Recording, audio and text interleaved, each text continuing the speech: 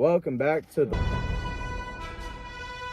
Today, we got something new that we never tried. Doritos Golden Sriracha, or Sriracha. Because we both read it as Sriracha, but then we bought it and we were like, wait, it says Sriracha. Maybe the R silent, who knows? I don't know.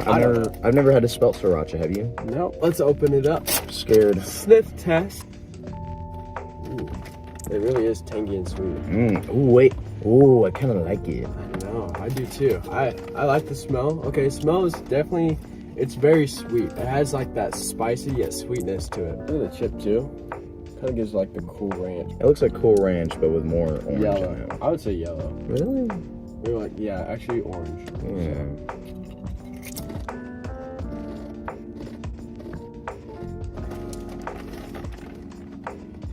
I can smell it from here. Okay, that's not bad. So first impressions, it wasn't all that great, but then when it like really soaks in, you gotta let it soak into your mouth and your tongue and your taste buds. Yeah. Let it soak in. It's pretty good when it lets it go in. You really get to taste all the flavor and stuff, but I think that's just Sriracha in general. Here you go. I'm a little scared, guys. I'm scared of everything we try now. I can hear the crunches. They're pretty crunchy. I can't lie. This is like a party snack. It is definitely like a party snack. That's actually a great definition of it. This is something I would eat at like a house party or a house get together. Yeah. Halloween party or a Christmas party or whatever. Oh yeah. Maybe not a Christmas party. No, that would be like more chocolate pretzels. That does. Maybe we should just like bring chocolate pretzels on here. It's just one hour. Well, with these, neat or feet? I think they're neat. I'd say neat. I'd definitely keep eating it after a while. They're definitely an item that you could have around the house in case that you're like, you know, wanting something different, because sometimes you just have the same things over and over, and you can just have that in the house just for different. It's definitely pretty good. I don't know why gold.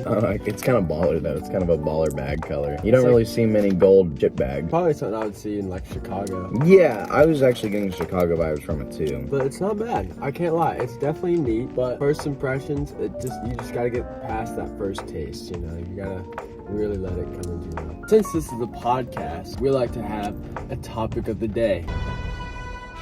And what we do is you spin a wheel. But Bert stole my line with a butthole.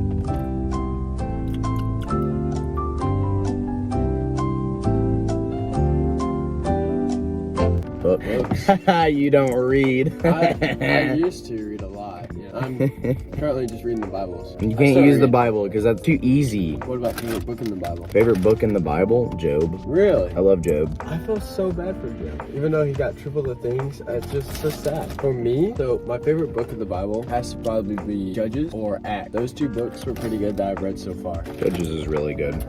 Acts is good too, but it doesn't hold the same place in my heart. You're just an Old Testament guy. I love the Old Testament, I'm not gonna lie. I think Old Testament's very interesting. It is, that's why I love it so much. Here's my thing, is like the New Testament tells us so much about Jesus, right? Yeah. But in order to actually understand what Jesus is talking about, you have to read the Old Testament, despite our open belief. Just go favorite fiction book. My favorite fiction book of all time, this is the book that got me into reading, is The Nightmares by Dan Pawlowski. Okay.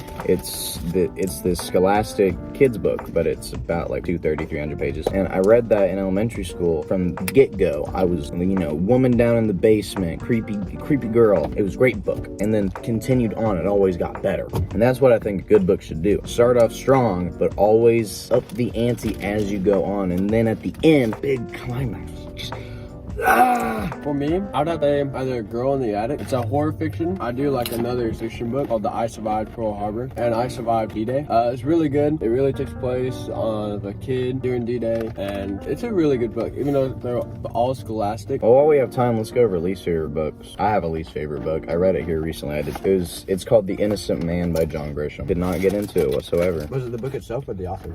I don't know, because I read another book by him, and I think it's just his style of storytelling. It's not really my style of reading. Sometimes you and an author don't click. You know, you guys just don't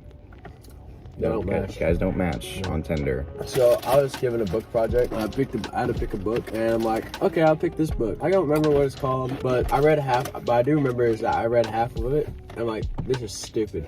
It was like people on a yacht and like a cousin, like their cousin romantically. It was weird. There's incest in it. I read halfway. I'm like, I'm just gonna make the rest up. Teacher doesn't know it, and I got 100. So just read half of it and then finish the essay. Get a book that the teacher don't know, and then do whatever you want. Also, what about like favorite like classic book? Fight on the Western Front. That's a good one. I actually really like that. It really goes into detail on how horrendous World War I was and how bad the Germans really had it, because it does take place of a German soldier that kind of just got enlisted.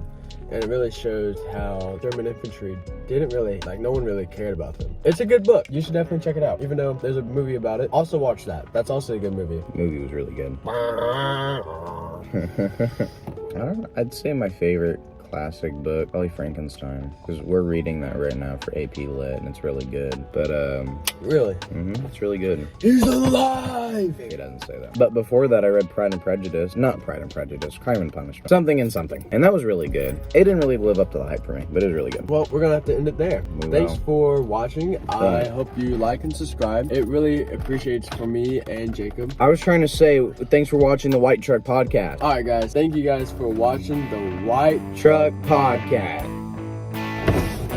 Stop.